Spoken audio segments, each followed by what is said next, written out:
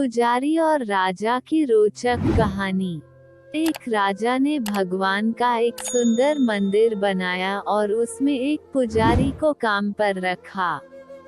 इस बात को बहुत समय बीत गया। अब राजा भी बूढ़ा हो गया था, लेकिन राजा का एक नियम था कि वो हर सुबह अपने सैनिकों के साथ फूलों की माला भेजेगा और पुजारी उस माला को भगवान कृष्ण को चढ़ता था। उसके बाद जब राजा भगवान के दर्शन के लिए आता तो पंडित जी भगवान के गले से माला उतारकर राजा के गले में डाल देते। यह लगभग रोज की बात थी। पुजारी बूढ़ा हो रहा था और राजा भी बूढ़ा हो रहा था। एक दिन राजा की तबीयत खराब होने पर राजा ने सिपाही के हाथों पुष्प माला भेजी और सिपाहियों से कहा कि पंडित जी को कह देना कि आज हमारी तबीयत ठीक नहीं है, आज हमारा इंतजार ना करें क्योंकि हम आज नहीं आ पाएंगे। फिर सिपाही ने जाकर पुजारी को पुष्प माला दी और पंडित जी को सारी बात कह बताई। पंडित जी ने श्री कृष्ण को पुष्प माला अर्पित की तो पंडित जी ने सोचा कि इतने वर्ष हो गए भगवान का यह हार हमेशा राजाओं ने पहना है, लेकिन मैंने खुद आज तक इसे कभी नहीं पहना है। तो आज इतने वर्षों के बाद मुझे भगवान के इस हार को धारण करने का अवसर मिला है।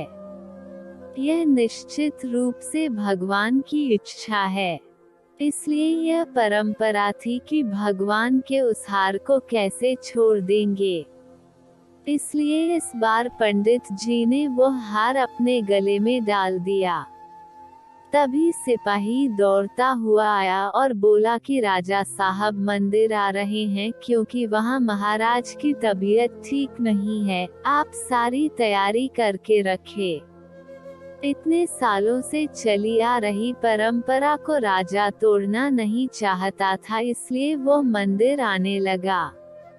पंडित जी ने तुरंत गले से हार उतारकर भगवान को अर्पण कर दिया। पंडित जी ने क्या भूल की समझ नहीं आया। पंडित जी ने सोचा कि यदि राजा को पता चल गया तो वे उसे दंड देंगे। अब जब राजा आया तो प्रतिदिन की भांति पंडित जी ने भगवान के गले से हार उतारकर राजा को पहना दिया। लेकिन राजा की नजर माला पर पड़ी। माला पर सफेद बाल गिरे हुए थे और उन्होंने महसूस किया कि सफेद बाल पुजारी के हैं। राजा ने पुजारी से पूछा कि क्या तुमने यह माला पहनी थी? सफेद बाल कहाँ से आए? तो पंडित जी डर गए। डर के मारे कहा कि यह सफेद बाल श्री कृष्ण का है, भगवान का है। राजा को गुस्सा आया कि पंडित ने धोखा दिया और ऊपर से झूठ बोल रहे हैं, और उन्होंने पूछा कि कृष्ण के बाल कब सफेद हुए। ठीक है, कोई नहीं, मैं कल सुबह के समय आऊंगा, फिर देखूंगा श्री कृष्ण के बाल सफेद हुए हैं या नहीं। और यह याद रखना पंडित, अगर बाल सफेद नहीं काले हुए तो इस फरेब के लिए तुम्हें फांसी पर लटका दिया जाएगा। राजा नाराज होकर चले गए और इधर पंडित जी को अपनी मृत्यु दिखाई देने लगी। उन्होंने भगवान कृष्ण को प्रणाम किया और कहा कि भगवान मुझे क्षमा करें, मुझे लोभ हुआ और सोचा कि यह माला मैं भी पहन लूं। भगवान मुझे बचा लो, नहीं तो कल मैं निश्चित रूप से राजा के हाथों मारा जाऊंगा। पंडित पूरी रात भगवान से प्रार्थना करता रहा, रोता रहा। अगली सुबह राजा श्रृंगार के समय आया और राजा ने पंडित से कहा कि पंडित मुकुट उतार दे, मैं बांके बिहारी के बाल देखना चाहता हूँ। पंडित जी ने घबरा कर मुकुट हटा दिया और मुकुट उतारते ही राजा के होश उड़ गए। कृष्ण की मूर्ति के सफेद बाल थे, लेकिन राजा को लगा कि पुजारी फिर से चाल चल रहा है। क्या उसने अपनी जान बचाने के लिए उसने बाल रंगे थे? इसलिए उसने जांच करने के लिए बाल तोड़ना शुरू कर दिया और जैसे ही राजा ने बाल उखाड़े मूर्ति से खून निकलने लगा। यह देखकर राजा भगवान के चरणों में गिर पड़ा और क्षमा मांगने लगा। भगवान मुझे क्षमा करें, मैंने बहुत बड़ा पाप किया है। मैं सही और गलत को भूलकर संदेह से इतना अंधा हो गया हूँ।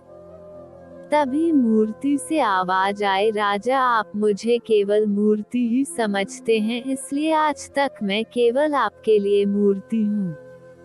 लेकिन इस पुजारी को मुझ में भगवान दिखा तो मुझे उसकी जान बचाने के लिए अपने बाल सफेद करने पड़े। उसके बाद राजा को अपनी गलती का पछतावा हुआ, लेकिन अब कुछ नहीं किया जा सकता। इसलिए कहा जाता है कि पत्थर में भी खुदा होता है। यदि आप ऐसा नहीं मानते हैं तो भले ही भगवान आपके सामने प्रकट हो जाए, आप उनसे उनकी सच्चाई के बारे में पूछेंगे। यदि आप वास्तव में ईश्वर को देखना चाहते हैं तो आपको केवल महसूस करना है।